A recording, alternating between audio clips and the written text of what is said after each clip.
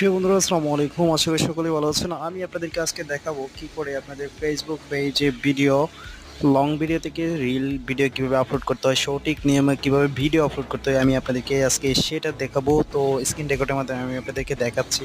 তো প্রথমত আপনারা যেটা করবেন, আপনার প্রোফাইলে চলে আসবেন। এখানে এসে আপনারা এখান থেকে পোস্ট করতে পারেন। এখানে ক্লিক করে আপনাদের যে ভিডিওটা পোস্ট করবেন সেটা সিলেক্ট করবেন।